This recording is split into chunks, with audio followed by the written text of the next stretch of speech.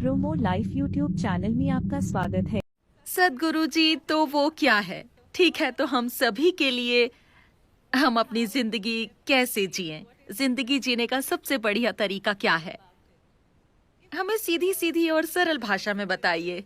इतना करो और तुम उस दिशा में बढ़ने लगोगे जहां तुम्हें आनंद मिलेगा, खुशी मिलेगी, जागरूकता मिलेगी और तुम एक अच्छा कॉन्शियस जीवन जीने लगोगे।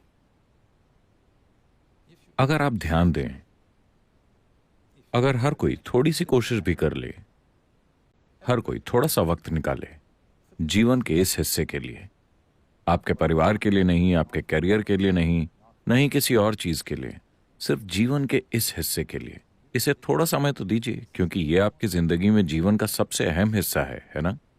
है ना?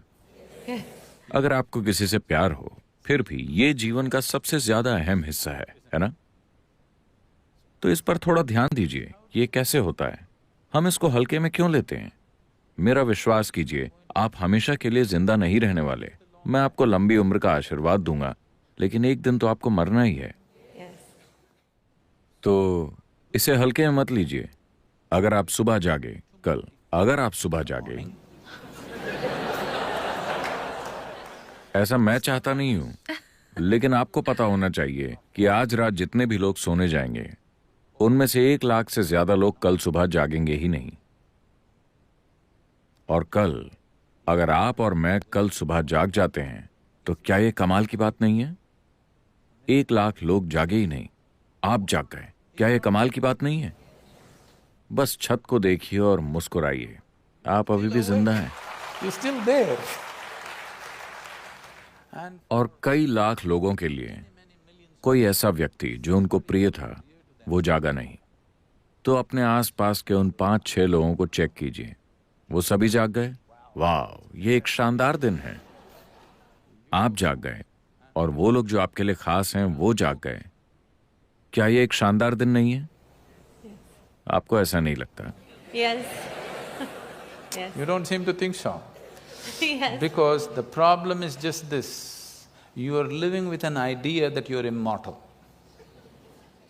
शायद आपको ऐसा नहीं लगता, क्योंकि दिक्कत सिर्फ ये है कि आप इस भ्रम में जी रहे हैं कि आप अमर हैं।